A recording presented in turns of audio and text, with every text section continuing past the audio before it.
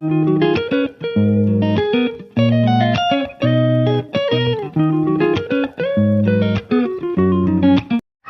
Everyone, welcome back to my channel my simple life Mou. তো সবাই কেমন আছো? আশা করি সবাই অনেক ভালো আছে, আর আমিও ভালো আছি। আজকে আমি কোথা থেকে ব্লগটা শুরু করলাম আশা করি সেটা তোমরা থাম্বনেল দেখেই বুঝতে পেরে গেছো। তো এখন আমরা আছি গুয়াহাটির কামাখ্যা মন্দির। তো এখানে দেখো ওই মন্দিরের সামনে অনেকগুলো ছোট ছোট ফুলের দোকান আছে। তো এখানে জুতো রাখার ব্যবস্থা আছে, তো আমাদের জুতোগুলো এখানে রেখে দিলাম। আর এখানে দেখো অনেক রকমের প্রসাদ, তারপর হচ্ছে ঘিয়ের প্রদীপ, সব কিছু এখানে কিনতে পাওয়া যায়। তো তোমরা যদি কামাখ্যাতে আসো কোনো রকম অসুবিধা হবে না, এখান থেকে সব কিছু পেয়ে যাবে। তো এখন আমরা যাব উপরের দিকে। তো এখানে আমার মা, বাবা, শাশুড়ি মা, শ্বশুর মশাই, জ্যাঠা, তাওই মশাই, আমার মামাতো দাদা সবাই মিলে আছে। আর এখানে দেখো কত সুন্দর ফুল সব সাজানো গোছানো আছে। তো এখানে হলো ওই উপরে যাওয়ার রাস্তাটা, আর এখানে মা লাগবে না, এখন উপরে যাচ্ছি। তো তোমরা দেখতে থাকো সবাই। আর এখানে দেখো জয় মা কামাখ্যা লেখা ওই কপালে বেঁধে নেওয়া আর কি, সেগুলো পাওয়া যাচ্ছিল। তো এগুলো আমরা নিয়ে নিলাম। তো এখন আমরা যাব সবাই উপরে। তো এখানে দেখো জ্যাঠামশাই, মামা সবাই উপরে আসছে, মাও আসছে। তো তোমরা সবাই পুরো ভিডিওটা দেখতে থাকো। তো আমরা উপরে চলে এসেছি, আর এই হলো মন্দিরের মেন গেট। আর ওই যে দেখো দেখা যাচ্ছে কামাখ্যা মেন মন্দিরটা।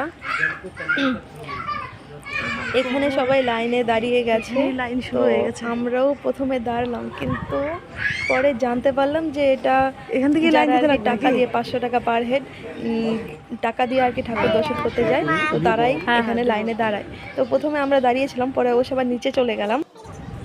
তারপর আমরা জয় মা কামাখ্যা লেখা বেল্টগুলো যার যার কপালে আর কি বেঁধে নিলাম। তো ওটা আমি বেঁধে দিচ্ছিলাম, এখানে জ্যাঠা মামা সবাই কপালে বেঁধে নিয়েছে। তারপর এখন আমি নিজেও বাঁধবো, তো আমারটা ও এখন বেঁধে দিবে। তো আমাদের কপালে বেল্ট মানে জয় মা দেবীর, কামাখ্যা দেবীর বেল্টগুলো বাঁধা হয়ে গেছে। তো এখন আবার আমরা যাব নিচে, কারণ এখানে তো সব 500 টাকার লাইনটা। তো আমরা প্রথমে বুঝতে পারিনি যে এটা 500 টাকার লাইন। তারপর আমরা লাইনে দাঁড়ালাম, কিন্তু এখানে তো হবে না। তো আমরা আবার যাব জেনারেলে, সেই জন্য এখন আবার যাব নিচে। নিচে ওখানে আবার কুপন কাটতে হবে, জেনারেলদের জন্য আবার কুপন কাটতে হবে। তো কুপন কেটে তারপরে আবার লাইনে দাঁড়াতে হবে। আগে এতটা এরকম ছিল না, আগে আমরা ডাইরেক্ট এসে লাইনে দাঁড়াতাম, কিন্তু লাইনটা আবার এখানেও ছিল না। প্রথমে আমি একটু ভাবছিলাম যে এখানে কেন লাইন।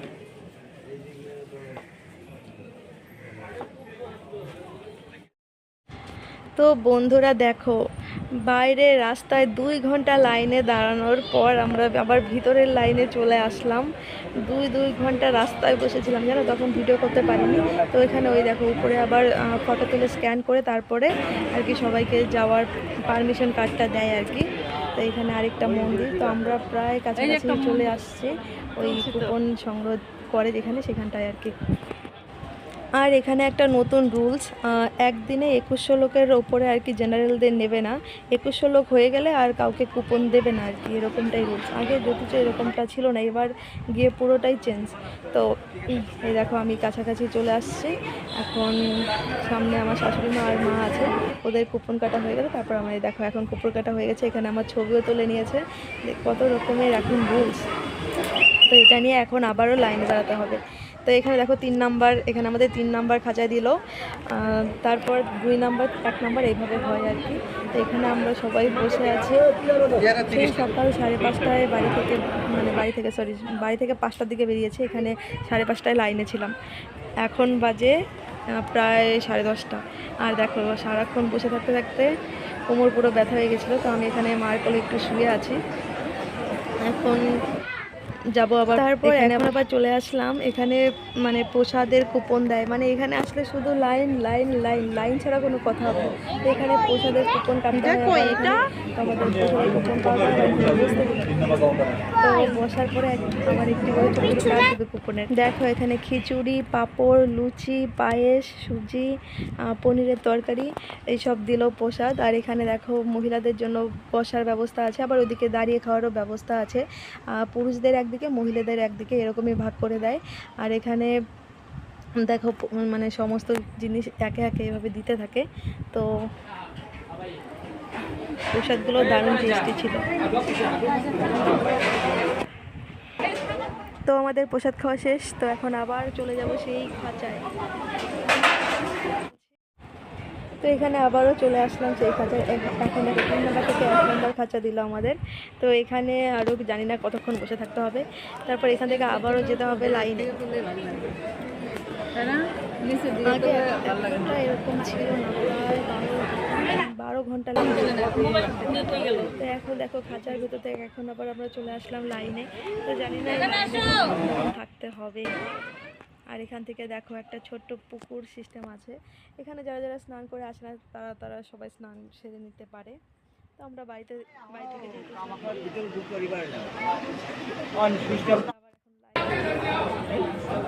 তো বন্ধুরা দেখো আমাদের পুজো দেওয়া শেষ।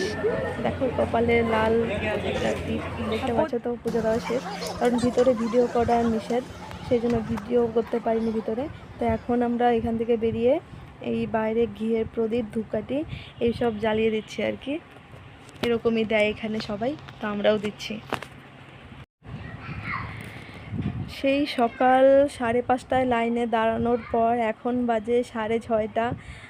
প্রায় 11-12 ঘন্টা এইভাবে ছিলাম আমরা লাইনে। লাইন শুধু লাইন। আগে যদিও 6-7 ঘন্টায় পুজো কমপ্লিট হয়ে যেত, যেহেতু আগে এরকম কুপন কাটতে হতো না, লাইনে দাঁড়ানো হতো, তবে এত কুপন সিস্টেম, ফটো তোলা, স্ক্যান করা এইসব ছিল না। আগে ডাইরেক্ট গিয়ে লাইনে দাঁড়ালেই হয়ে যেত, কিন্তু এখন পুরোই চেঞ্জ। তাই প্রায় 11:30-12 ঘন্টা লেগে গেল। আর যারা টাকা দিয়ে ঢুকে আর কি তাদের বেশি আর কি সময় লাগে না, কিন্তু আমরা যেহেতু 10 জন ছিলাম, তো টাকা দিয়ে ঢোকাও পসিবল ছিল না। 10 জনের প্রায় 5,000 টাকা লাগতো। তো তার থেকে পুজো যখন দিতেই আসছি, একটু কষ্ট করেই পুজো দেই, ক্ষতি কী। তো এই ভাবনা চিন্তা করে আমরা লাইনে ছিলাম এত ঘন্টা। তবে হ্যাঁ, একটা জিনিস, ঠাকুর দেখার পরে মনটা এমনিই ভালো হয়ে গেল। তবে হ্যাঁ, 12 ঘন্টা লাইনে দাঁড়ালাম ঠিক, কিন্তু ঠাকুর কিন্তু এক মিনিটও দেখতে যায় না বলা যায়।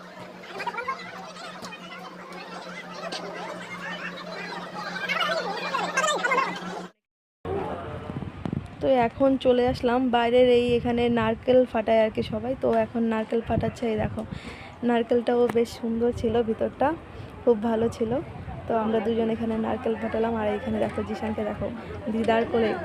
জিশান যখন সকালে আসলাম ও তো ভালো মতো ঘুমই ভাঙেনি, ঘুমন্ত অবস্থাতেই আনা হলো, তাছাড়া তো কিছু করার নেই। আমরা এত সকালে বেড়ানোর পরেও আমাদের এত 12 ঘন্টা লেগে গেল। তো পরে আসলে আর পাওয়া যাবে না আর কি। যারা কামাখ্যা দর্শন করতে চাও তাদের পারলে সকাল 3টা-4টায়, যত তাড়াতাড়ি পারো তত তাড়াতাড়ি আসতে পারো। আর এটা দেখো কামাখ্যা মন্দির থেকে আরেকটু উপরে, প্রায় 15 মিনিট উপর মানে রাস্তা, আর একটু পাহাড়ের উপরে বগলা মন্দির আছে। এখানকার দৃশ্যটা দেখো জাস্ট একবার। আর এখান থেকে এই বগলা মন্দির থেকে কামাখ্যা ফেরার পথে দেখো একটা ছাগল আমাদের পায়ে পায়ে হাঁটছিল। আমরা যখন হাঁটি ছাগলটাও হাঁটে, আবার যখন আমরা দাঁড়াই ছাগলটাও দাঁড়ায়, মানে দারুণ ছিল ব্যাপারটা। তো এখন আমাদের পুজো দেওয়া শেষ, এই মন্দিরটাও ঘুরে দেখলাম। তো এখন আমরা যাব বাড়ি, সামনেই আমাদের গাড়ি আছে, মানে আমরা গাড়ি বুক করেই গেছিলাম আর কি। তারপর চলে যাব বাড়ি, কারণ রাতও অনেক হয়ে গেছে, প্রায় 7:30 মতো বাজে এখন। আর ছাগলটা দারুণ ছিল। তো আমাদের দেখো গাড়ি চলে আসছে, সবাই গাড়িতে উঠে পড়েছি। আজকের ব্লগটা এই পর্যন্তই। ব্লগটা কেমন লাগলো তোমরা আশা করি কমেন্টে একটু জানিয়ে দিও। Tata, by.